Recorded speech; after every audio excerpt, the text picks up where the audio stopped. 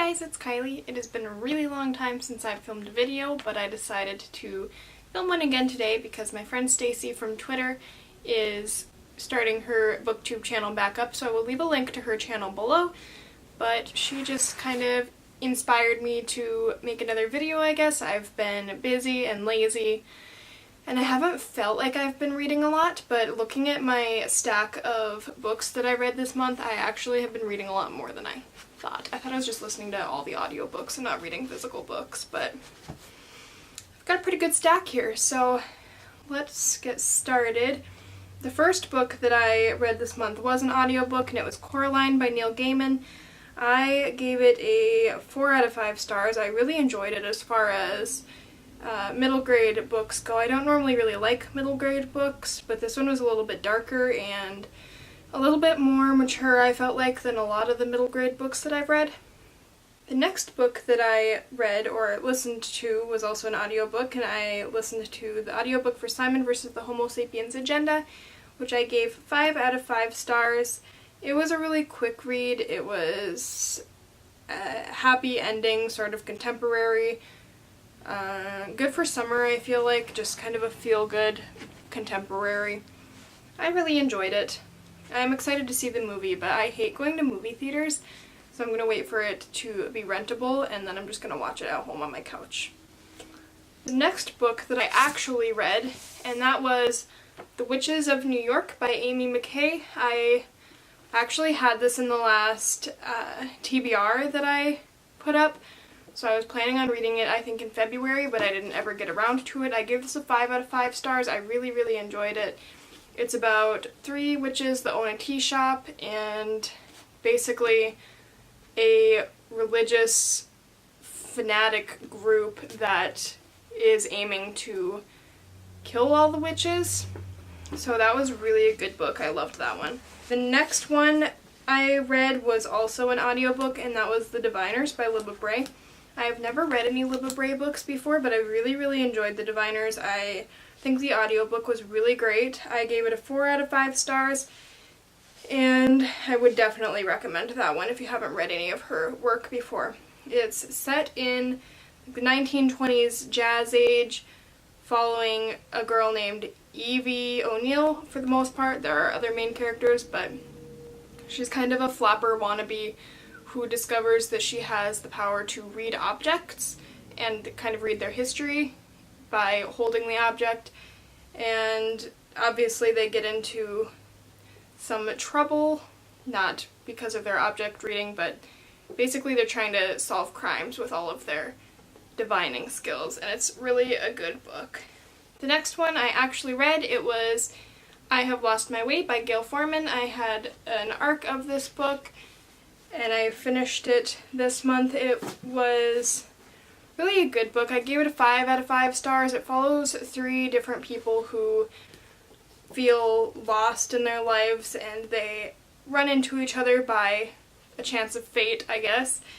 And they all meet when they need somebody the most, basically, and it's just really a deep, heart-wrenching book, in my opinion. I felt like it was relatable if you've ever felt like you were completely alone, and it was really a good read. I have read her book, If I Stay, and that one is just really, really sad. I enjoyed it. I read it a really long time ago, so I don't really remember.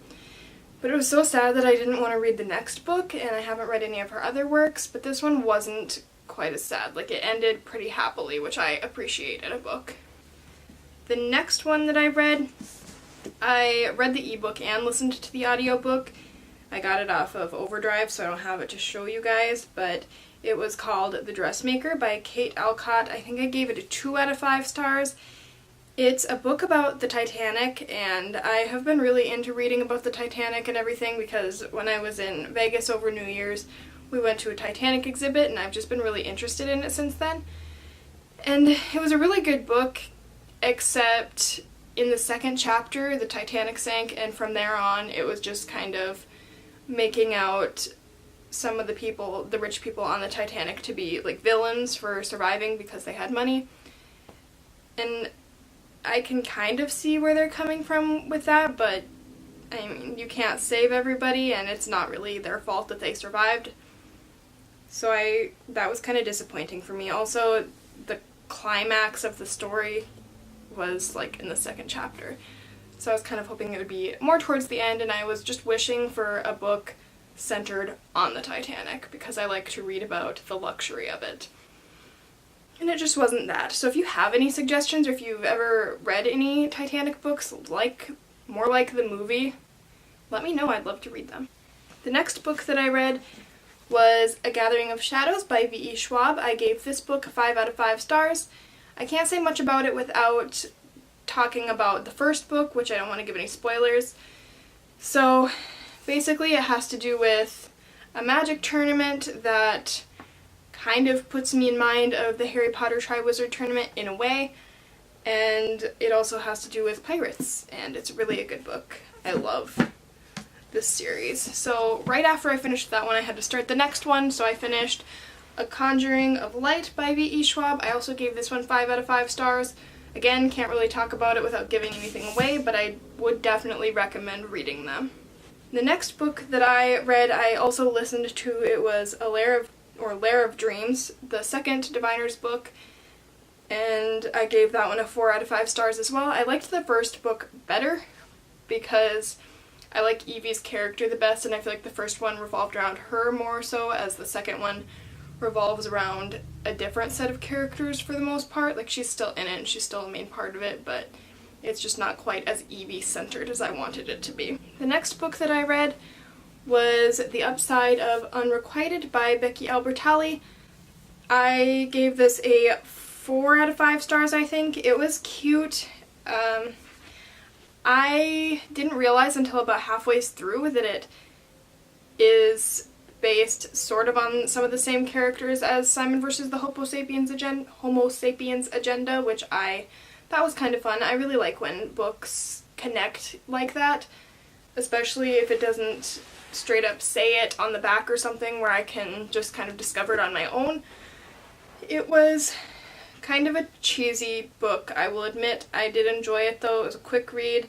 I thought that some of the deeper themes were really relatable for me, like having a sibling that you've always been really close to who goes on to find a relationship of their own, and you kind of have to learn to grow apart but still stay close. I thought that that was a good and relatable part of the story, but a lot of the other stuff other than that was just a little bit cheesy. The main character was 17, but she seemed to me a lot younger than that, which is fine, but I think I would have related to her a lot better when I was like 14, 15 than 17, and especially now when I'm 22. It was a good book though, it was cute. And the last book that I have read this month, I also listened to an audiobook of. It was an Enchantment of Ravens, and I gave it a 3 out of 5 stars. The beginning of the book was really strong for me. I was thinking it was going to be, well, let's wait a 4 or 5 stars, and then the end was kind of rushed, and it could have been longer. So, other than that, I really did enjoy it. I'm sure you've heard about it before. It's about this girl who is a human painter, and she is like famous for her portraits of fae. They come to her and pay her enchantments to paint them, and one of the princes of the fae comes to her to have his portrait done, and she makes the mistake of painting human sorrow in his eyes, and basically he kidnaps her from there, and it just goes downhill. So if you haven't read it, it's a good quick read. It's really a short book, so you'll get through it quickly, but just know that the end is pretty rushed. So those are all of the books that I read this month. I actually did a lot better than I thought I did, and I am very excited about that. So if you read any of these books, let me know what you thought of them, and let me know what you read this month. And if you have any suggestions for me, I would love to know, especially about the Titanic thing. I've been looking for some, but they're kind of hard to find. So, thanks for watching. Bye, guys!